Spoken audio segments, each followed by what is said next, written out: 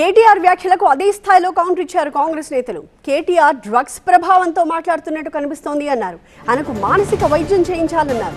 10 ఏళ్ల పాలన 2 ఏళ్ల పాలనపై చర్చకు సిద్ధమా అని సవాల్ విసిరారు. సిబిఐ విచారణ అంటే బీఆర్ఎస్ కి భయం పట్టుకుందన్నారు. కరీంనగర్లో దొంగల బ్యాచ్ పడ్డట్టున్నది. రాత్రిపూట అది అటువయ్యే ఇటు వచ్చినట్టున్నది.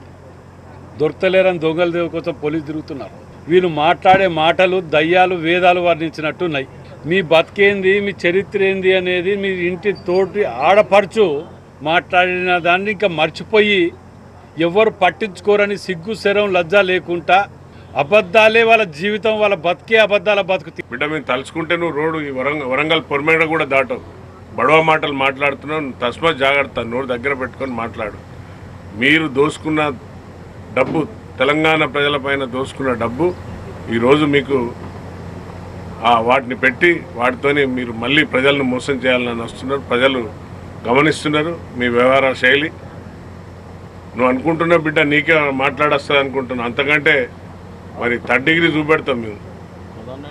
సాఫ్ట్వేర్ అని నువ్వు పెద్ద విరవిగుతున్నావు, మేము హార్డ్వేర్ అయిపోయి. తెలంగాణ రాజకీయాలను దిగజారుతున్న చరిత్ర ఇవాళ కేటీఆర్ హరీష్ రావు అనే విషయాన్ని గమనించగా ఇక వాళ్ళు సోషల్ మీడియాలో వాళ్ళ చెంచాగాలను వాళ్ళను వీళ్ళని పట్టుకొని చేసే తంతు వేరే ఉంటుంది. వాళ్ళ గురించి మనం పట్టించుకోవాల్సిన అవసరమే లేదు. కానీ వీళ్ళు ఇట్లా మారిపోతే, ఇలాంటి ప్రధానమైన నాయకత్వం అని చెప్పుకునే వీళ్ళే దిగజారిపోతే కాంగ్రెస్ పార్టీ నాయకత్వం ఎందుకు మంచి భాషను వాడాల్సిన అవసరం ఉంది? ఇదే భాషను రేపటి నుంచి మొదలు పెడితే ఏంటిది పరిస్థితి అనే విషయాన్ని వాళ్ళు ఆత్మపరిశీలన చేసుకోవాల్సిన అవసరం ఉంది. మాదక ద్రవ్యాల ప్రభావం వల్ల ఈ రకంగా మాట్లాడుతున్నారేమో, ఆ మాదక ద్రవ్యాల ప్రభావం ఈయన అట్లా మాట్లాడిస్తుందేమో. ఒక్కసారి మానసిక వైద్యులకి చూపించుకోవాల్సిన అవసరం ఉన్నది. ఈ రకమైనటువంటి భాష, ఈ రకమైనటువంటి కక్ష వచ్చే యువతరానికి మంచిది కాదు.